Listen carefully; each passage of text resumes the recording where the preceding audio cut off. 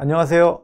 사실과 자유 이승만TV의 주익종입니다. 오늘도 미 하버드대 램지오 교수의 논문과 관련된 말씀을 드리겠습니다. 그동안 미국 내 경제학, 사회학, 역사학, 법학 이런 여러 분야의 교수들이 램지오 교수의 논문을 비판해 왔습니다. 제가 그 미국 교수들의 램지오 교수에 대한 비판을 조금 살펴봤습니다. 그 소감을 오늘 좀 말씀드리겠습니다. 네, 오늘 드릴 말씀의 제목은 고명하신 미국 교수님들의 램지오 비판을 살펴보니 하는 것입니다.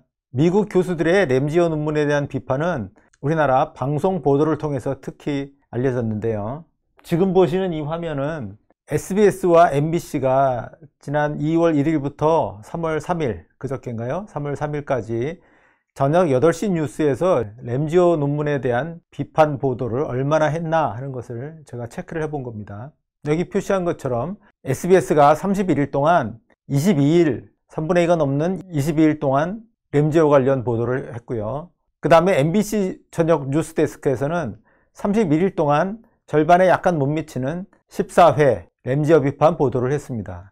요 하나하나의 칸들이 날짜입니다. 2월 1일부터 2월 2일, 2월 3일 이런 식으로 날짜고요. 여기 글이 써져 있는 것이 그날 방송된 보도 뉴스의 제목이 되겠습니다. MBC가 상대적으로 좀 적게 했고 SBS는 첫 3일 동안은 보도가 없다가 그 다음에 집중 보도하기 시작했는데 특히 2월 20일 이후는 매일같이 보도를 해왔습니다. 가히 SBS는 램지오 죽이기 융단 폭격에 나섰다 이렇게도 말할 수 있겠는데요. 자, 보통 웬만한 사안 아니면 이렇게 한 주제에 대해서 한 달 동안 거의 쉬지 않고 매일같이 보도하는 경우는 없죠. 외국의 한 교수가 쓴 논문에 대해서 이렇게 연일 보도하는 것은 아주 드문 케이스다 라고 말씀드릴 수 있겠습니다. 이렇게 매일같이 보도를 하는 것은 정말 이 논문이 엉터리라서 그것을 반드시 지적하고 바로 잡아야 하기 때문일 수도 있겠죠. 하지만 그것보다는 뭔가 거대한 거짓의 성이 어떤 학자의 한 논문에 의해서 금이 가서 무너질 위험이 있을 때 그거를 지키기 위해서 필사의 노력을 하는, 최후의 발악을 하는 그런 모습이 아닐까도 생각을 해봅니다.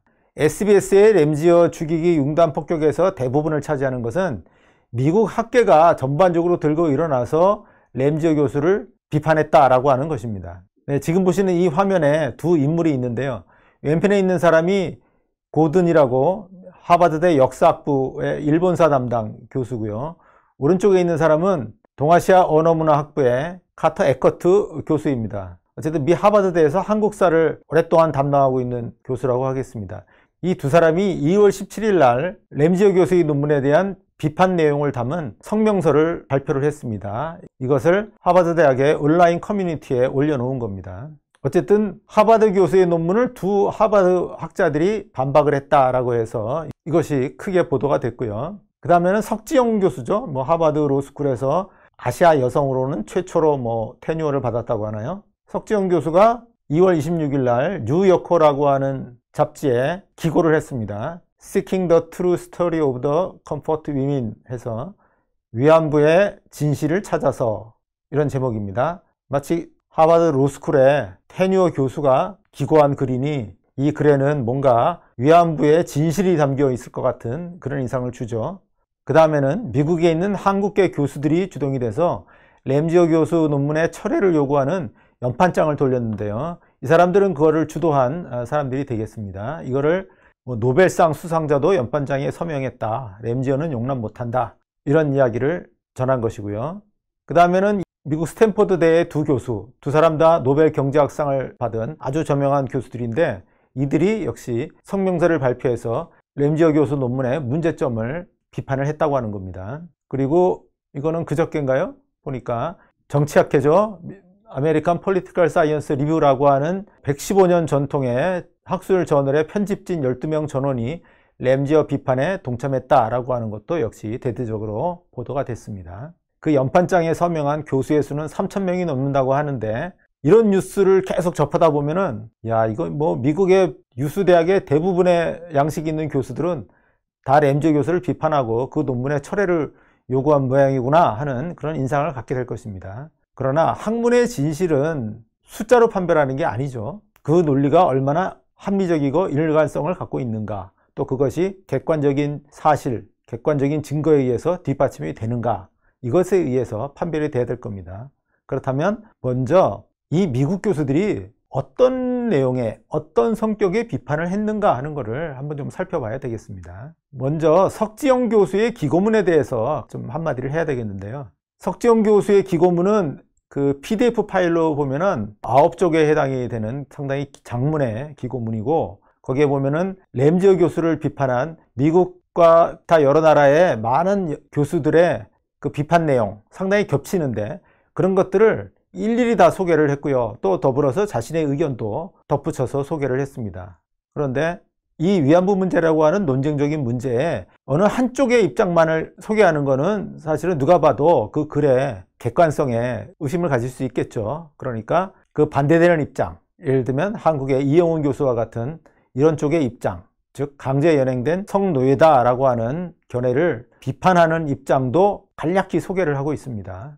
그런데 그 소개 방식이 너무나 어처구니가 없습니다. 석지영 씨는 15명의 한국인이 램지어 교수에 대한 마녀사냥을 규탄하는 성명서를 발표했다더라. 그런데 거기에는 위안부 성노예설이 거짓이라고 주장한 2019년 반일 종족주의의 공저자 4명이 포함되어 있었다 이야기를 했고요.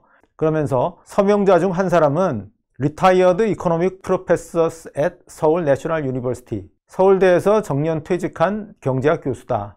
누구겠어요? 이영훈 교수죠. 그런데 이름도 소개하지 않고 Who was seen in a video slapping a reporter, 이렇게 썼어요. 기자의 뺨을 때린 비디오에서 보였던 교수다, 이렇게 소개를 했습니다. 또 한 명이 있어요. Another is an academic, 또 한 사람도 학자인데 Who was punched, 얻어맞은 사람이래요. 뭐 하면서? Comfort Women Statue, 위안부 동상 철거를 위한 데모를 이끌다가 얻어맞은 사람이다. 이러고 끝이에요. 그건 뭡니까? 위안부 강제 연행설, 성노예설을 비판하는 사람은 폭력을 휘두르거나 또는 그 때문에 폭력을 당하거나 뭐 이런 뭔가 시정잡배와 같은 그런 이미지를 풍기죠. 이걸로 끝이에요. 아무런 논리도 근거도 더 이상 소개하고 있지 않습니다. 이 비판 대열에 가담한 사람들의 비판이라는 게 대체로 이런 수준이에요. 좀 더 살펴보겠습니다. 이 여러 비판자들의 핵심은 이 램지어 교수의 논문이 학술 논문 기준에 미달된다라고 하는 거였어요. 학술 논문으로서 갖춰야 될 수준이 있고 요건이 있는데 거의 미치지 못하고 그런 요건들을 갖추지 못했다. 그래서 철회돼야 된다라고 하는 게 이 많은 미국 학자들의 주장입니다. 과연 그럴까요? 한번 살펴보겠습니다. 학술 논문으로서의 기준에 미달된다라고 하는 주장의 한 가지는 위안소 업주와 위안부 간에는 계약이 성립할 수 없었다고 주장하는 것입니다. 램지어 교수의 논문 제목은 태평양 전쟁기의 성계약입니다. 또는 매춘 계약입니다. 그렇다면 램지어 교수는 위안소 업주와 위안부 간의 관계를 계약관계로 보고 있는 거죠. 그런데 이 비판자들은 애초에 이 둘 간에는 계약이 성립할 수 없었다라고 보는 겁니다. 왜 그러느냐? 제가 두 사람을 들겠는데요. 한 사람은 전에 영상에서 제가 한번 소개한 적이 있습니다. 미네소타대 로스쿨의 리처드 페인터라고 하는 사람인데, 이 사람은 위안소 업주와 위안부 사이에는 힘의 불균형이 있었다. 그러니까 대등한 사이가 아니라는 겁니다. 그런데 자발적으로 매춘 계약을 맺었다고 생각하는 것은 순전히 소설이다. 이렇게 얘기를 했고요. 석지영 씨는 약간 다른 측면에서 얘기를 했어요. 계약 분석은 자유로운 주체들에 의한 자발적 교섭을 전제로 하는데 이 위안부가 섹스를 거부할 수도 없고 떠날 수도 없는데 무슨 계약이란 말인가 이랬습니다. 그러니까 석지영 씨는 위안부가 일단 위안소에 간 이후에 위안부의 자유의사는 행사될 수 없었다고 하는 거죠. 그런데 램지어 교수의 논문은 어떻게 해서 계약을 맺고 떠나게 됐는가, 그러니까 강제 연행이 아니라 계약에 의한 말하자면 자발적인 응모다, 이런 것이 이 램지어 교수의 주장이고요. 그러니까 이 석지영 교수는 사실은 엉뚱한 포인트를 얘기를 하고 있다. 위안부로 간 이후의 생활을 가지고 그게 자유롭지 못하니까 계약이 아니다, 이렇게 이야기를 하고 있는 거예요. 어쨌든 이 리처드 페인터 교수가 나름대로는 한번 찌른 겁니다. 대등한 관계가 아닌데 어떻게 계약이 성립할 수 있느냐, 이것도 말이 안 되죠. 예를 들어서 삼성전자 입사 시험에 패스를 해서 어떤 사람이 삼성전자와 이제 고용계약을 맺고 근무를 하게 됐습니다. 이건 대등한 관계인가요? 두 주체가 대등한가요? 힘의 불균형이 없나요? 삼성전자 또는 삼성전자의 대표와 일개 신입사원, 어마어마한 힘의 격차가 있죠. 거기 어떻게 힘이 균형을 이루고 있습니까? 엄청난 힘의 불균형이 있어요. 하지만 계약을 맺을 수 있는 것은 법의 보호를 받고 있기 때문인 거죠. 이 계약은 법에 의해서 보호를 받는 거죠. 이 리처드 페인터 씨의 얘기가 성립하려면 일제시대는 완전한 무법천지여야 됩니다. 법도 없고 계약이라는 게 언제든지 무시되고 취소되는, 이행되지 않는 그런 사회여야 됩니다. 그러나 그렇지 않았죠. 식민통치긴 하지만은 법의 지배가 이루어지는 그런 사회였어요. 특히 경제적인 계약관계는 법에 의해서 보호를 받는, 보장을 받는 그런 사회였어요. 페인터 교수의 비판이 성립하려면 일제시대가 완전한 무법의 시대였다는 것을 입증을 해야 됩니다. 입증이 안 될 거예요. 그렇기 때문에 양자의 힘이 불균형했기 때문에 계약이 성립할 수 없었다라고 하는 이 리처드 페인터 교수의 주장은 성립할 수가 없습니다. 이로써 미국 교수들이 비판한 주요한 비판 논점 하나가 간단히 부정되는 겁니다. 램지어 교수에 대한 미국 교수들의 비판의 두 번째 논점은 계약의 증거가 없다라고 하는 겁니다. 램지어 교수는 성계약, 매춘계약이 있었다 이렇게 보는 건데 계약의 증거가 없지 않냐, 계약의 증거를 대라 하는 것이 미국 대학 교수들이 가장 많이 지적한 그런 논점이 되겠습니다. 초기부터 비판자로 나섰던 사람 중에 코네티컷대 역사학부에 있는 알렉시스 더든이라고 하는 교수가 있는데 이 사람은 이런 얘기를 했어요. 증거가 없기 때문에 증명할 수 없는 것, 이거를 증명했다고 램지어가 주장한 거다. 그러니까 무슨 얘기냐면 이 더든 교수도 역시 위안부 계약이란 건 없었다 이렇게 보는 거예요. 계약이 없었기 때문에 애초에 증거가 없는 거예요. 그래서 증명할 수도 없는데 그거를 램지어 교수는 자기가 증명했다라고 그렇게 주장한 것이니 엉터리다. 이제 그런 이야기를 하는 거고요. 그 다음에 고든 교수와 에커트 교수의 그 비판 성명에서는 역시 이 점이 지적되고 있어요. 단 하나의 위안부 계약도 제시하지 못했다.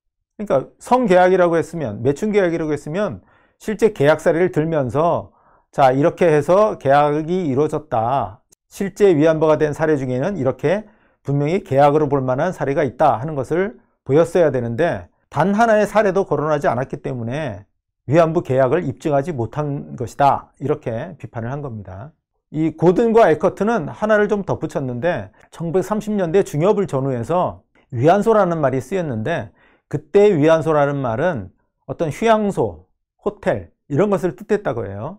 그래서 위안부 모집업자들이 위안소에서 일할 위안부를 모집한다라고 했을 때 사람들이 아, 휴양소 또는 호텔 이런 데서 일하는 건가 보다 라고 해서 몰라서 속아서 응모했을 가능성이 있다 이런 얘기를 하고 있습니다. 그러니까 계약이 있었다면 뭐 기껏해야 사기 계약이었다 뭐 이런 점도 역시 지적을 했습니다.